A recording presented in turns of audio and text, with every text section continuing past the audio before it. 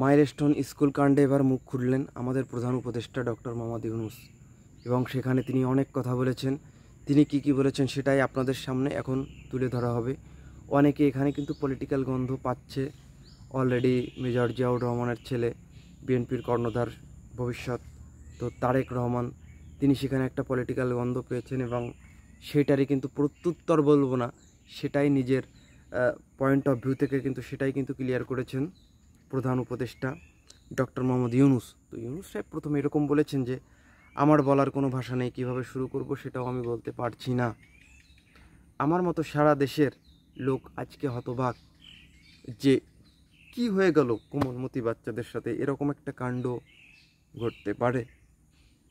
তো ঘটতে পারে না পারে বলার কিচ্ছু নেই, অলরেডি তো ঘটে গেল, আমরা তো দেখলাম অলরেডি ঘটে গেল। এটা কারো ধারণার বাইরে ছিল না, তিনি এটাও বলেছেন। হ্যাঁ, এটাও আমরা জানি এটা কারো ধারণার বাইরে ছিল না, কিন্তু এই অবিশ্বাস্য জিনিস আমাদের হঠাৎ করে গ্রহণ করতে হয়েছে। এখানে কিন্তু একটা কিন্তু থেকে যায়, কেন এই অবিশ্বাস্য জিনিস আমাদের হঠাৎ করে গ্রহণ করতে হলো।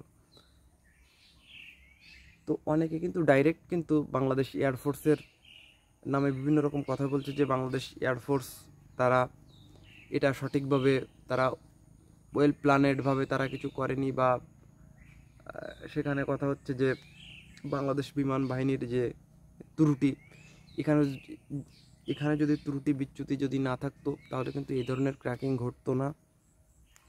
অনেকে বলছে সেটা কিন্তু, তো তারেক রহমান যে ব্যাপারটা এইখানে নোটিস করতে, সেটা হচ্ছে তিনি এখানে ব্যাপারটা পলিটিক্যাল ইস্যুতে নিয়ে যাচ্ছে।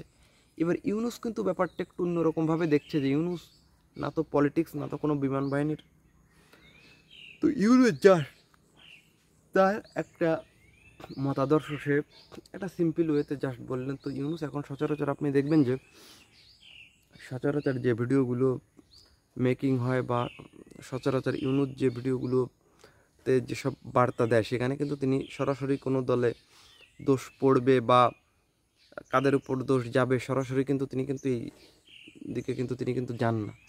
তিনি একদম নিট অ্যান্ড ক্লিন থাকতে কিন্তু ভালোবাসে, কিন্তু কতক্ষণ আপনি নিট অ্যান্ড ক্লিন থাকবেন? সবসময় কিন্তু আসলে নিট অ্যান্ড ক্লিন থেকে কিন্তু সব কিছুর জবাব দেওয়া যায় না, বা সবসময় নিট অ্যান্ড ক্লিন মাঝে মধ্যে পানিতে নেমে গা ভিজাতে হয়।